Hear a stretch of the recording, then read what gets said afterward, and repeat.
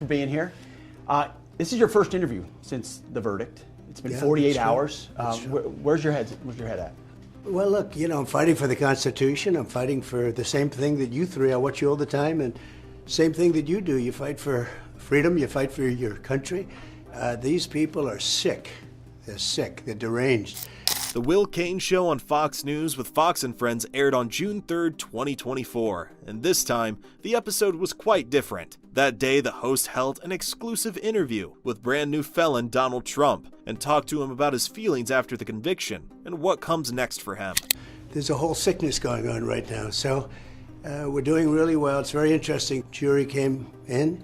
It was a tough venue. We tried to get out of the venue. We tried to get out of the judge. But we tried to get out of both, wouldn't even think about it. So we had probably maybe the worst area in the whole country for me, in terms of vote. I'm sure if I sat down and explained it to that section of the world, we could probably make progress.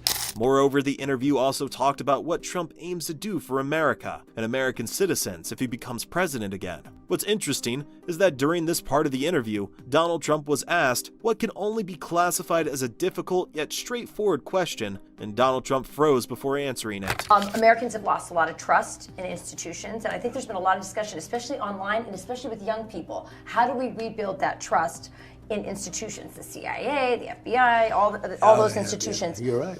Some people think that one way to build trust is to declassify things that everyone's talking about. An integral part of making sure that all information about defense institutions and law enforcement authorities is made public is to ensure that case files that speak directly to national security and American democracy should be declassified. This has been a long-time demand of the average American citizen, and right now, it is the need of the hour. The host asked Donald Trump about 3 cases, all of which were extremely sensitive and directly related to national security, in one way or another. While Trump answered about 2 of them very confidently, it was that one file that made him freeze, as if he had to think about the answer very carefully. Take a look at this. Talked earlier about, I don't want to be a conspiracy theorist.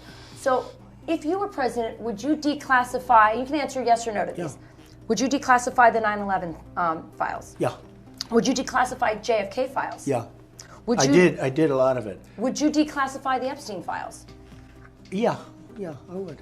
All right. I guess I would. See how he halts for a moment as soon as he hears the name Jeffrey Epstein? This is a clear indicator that there's something shady going on behind the scenes, and Donald Trump isn't at ease with declassifying those files. And no, these aren't just speculations, because Donald Trump immediately started getting defensive, and he tried to make it seem as if there were some phony details in the Epstein files, which would make no difference if declassified. Watch this clip of Trump trying to clear his position. I think that less so, because, you don't know. You don't want to affect people's lives if it's phony stuff in there, because there's a lot of phony stuff with that whole world. But I think I would, or at least Do you think that would restore trust? Help restore trust? Yeah, I don't know about Epstein so much as I do the others. Certainly about the way he died. It would be interesting to find out what happened there, because that was a weird situation, and the cameras didn't happen to be working, et cetera, et cetera. But yeah, I'd go a long way toward that one. The other stuff I would definitely do. There's absolutely no way that Donald Trump doesn't know about the details of the Epstein files. If he didn't, he never would have hesitated to say that he would declassify them. In addition, Trump said that there were false allegations against Epstein. My question is, which of the allegations were false? A court of law found him guilty. That should be the final answer in my opinion. The thing is that Donald Trump is scared because he shared a close bond of friendship with Epstein a couple of decades ago, and he just doesn't want to disclose the realities of his close friend. I mean, why would he? It's only going to land him in a sea of more troubles, and he has enough problems of his own to deal with right now. Talking about Donald Trump's relationship with Jeffrey Epstein, there are numerous videos all around the internet that show both of them partying together and enjoying themselves just as friends do. This evidence directly links to Donald Trump's hesitation to declassify the Epstein files, because he knows his past relationship with the trafficker would reveal damaging and incriminating details against himself. Take a look at this clip of both criminals and felons enjoying themselves at a party in the 90s. Come on in, go inside. An invitation into Donald Trump's world. Footage from 1992 found in the NBC archives shows the future president welcoming Jeffrey Epstein to his Mar-a-Lago estate. The get-together more than a decade before Epstein pleaded guilty to prostitution charges in Florida. Both men are seen enjoying themselves, Trump pointing out women dancing in front of them. This clip alone is enough to make the average person understand that Donald Trump has a lot to hide, and this is why he would never declassify the Epstein files, despite saying that he would. After the interview, Donald Trump was humiliated by everyone because they found it suspicious why Trump was scared to let the details of the Epstein case be known to the public. In a recent interview with Fox News, he promised to start by exposing all the things the deep state doesn't want you to know. Well, almost all the things.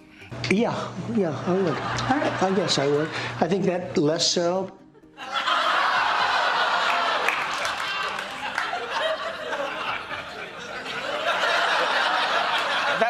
After Epstein was charged with federal trafficking and prostitution charges, Donald Trump immediately backed off and held a press conference where he said that he and Epstein had a falling out. Take a look at this. Well, I knew him like everybody in Palm Beach knew him. I had a falling out with him a long time ago. I don't think I've spoken to him for 15 years. I wasn't a fan. While it can be believed that Trump cut off ties with him, the more pressing issue is that his activities with Epstein back then, when they were friends, are not on the record. Or maybe, just maybe they are. Perhaps these are the intricate and so-called phony details that Trump doesn't want the world to know, because they directly implicate him. More importantly, it seems logical to say that the false allegations Trump keeps talking about in Epstein's case files might be the ones that are against Donald Trump himself. In 2002, Trump told New York Magazine that Epstein was, quote, a terrific guy and a lot of fun to be with, adding that he, quote, likes beautiful women on the younger side. But in 2019, prior to Epstein's death in a New York City jail cell, Trump said he hadn't spoken to the financier in 15 years. The sudden shift of statements and Trump's convenient falling out with Epstein after he was charged with felonies and criminal charges seems very shady. Anyhow, none of this can be determined for a fact unless the files are declassified. And given how scared Donald Trump is, I don't think they'll ever be declassified if he becomes president. The most shocking and frankly disgusting part is that Jeffrey Epstein was known to enjoy the company of underage girls at his parties. Well, Donald Trump was his friend, and let me tell you, he's no different. On many occasions, Donald Trump has talked about women, his own daughter, teenage girls, and others in extremely demeaning and insulting words. For starters, take a look at this clip where Trump talks about watching teenage girls, some even aged 14 or less, getting dressed at backstage of Miss Teen USA competitions he used to hold. Construed, however, as conflict? Yes. Well, I don't see it as a conflict. It could be a conflict of interest, but you know, it's the kind of thing you worry about later. Oh, I see. You tend to think about the conflict a little bit later on. The question is, how can it not be construed? No, I mean, some of these foreign girls, you know, Mr. Trump, in my country, we say hello with vagina. And well, you could also say, as the owner of the pageant, it's your obligation to do that. He thinks that sleeping with underage girls whom he impresses with his money is his obligation as the pageant owner. Wow. That is beyond disgusting. But the craziness doesn't stop there. Watch this clip, and just a warning, this is extremely disturbing. So you have done that. Now, I'll tell you the funniest is that I'll go backstage before a show. Yes. And everyone's getting dressed and ready and everything else, and you know, no men are anywhere. And I'm allowed to go in because I'm the owner of the pageant, and therefore I'm inspecting it. You know, I'm inspecting. I want to make sure that like everything is good. You're there. Yeah, the dress. Is everyone okay? You know, they're standing there with no clothes. Is everybody okay? And you see these incredible-looking women.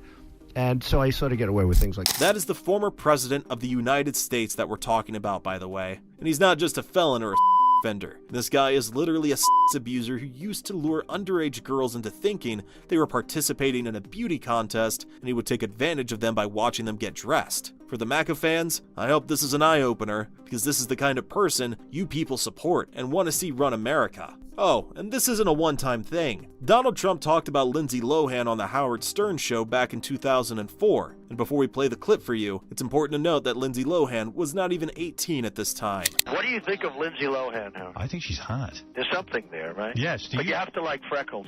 I've seen a close-up of her chest. Yes. And a lot of freckles. Are you into freckles? If the father's a wreck, like the way he is, right. You imagine the sex with this troubled Yeah, teen? you're probably right. She's probably deeply troubled and therefore great in bed. Back in the day. How come the deeply troubled women, yes, deeply troubled, right, they're always the best in bed?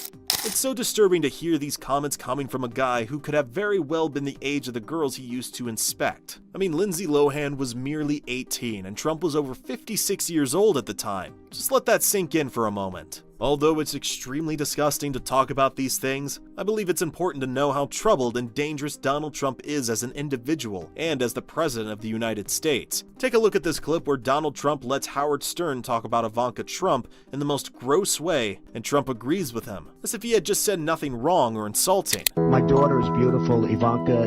By the way, your daughter. She's beautiful. Can I say this? A piece of Yeah. In the normal world, if someone talks about somebody's daughter like this, the father would smack the living shit out of them. But Donald Trump, this guy is so mentally disturbed and ill that he doesn't even care if someone is talking about his daughter using such demeaning, insulting words. But if we look at Trump's history and the way he used to fantasize and fancy Ivanka's, all of these comments seem normal coming from him. Going back to the topic at hand, it's clear why Donald Trump froze after he was questioned about the Epstein files. This plethora of evidence and his association with a convicted trafficker, paired with his choking as if someone punched him in the throat when asked about Epstein, makes it incredibly clear that Donald Trump has a lot more skeletons in his closet, and declassifying the Epstein files would make leaking all of his dirty, incriminating secrets. This is who the MAGA fans support. This is the person who's running for the seat in the White House. And lastly, this is the person who says that they'll turn America great and bring in Christian values. If you're one of his supporters, ask yourself this question: do I want my children to grow up and live in a country where Donald Trump is the leader? If you like this video, hit that subscribe button and press the bell icon so you're notified as soon as we upload our next video. As always, thanks for watching, and we'll see you in the next one.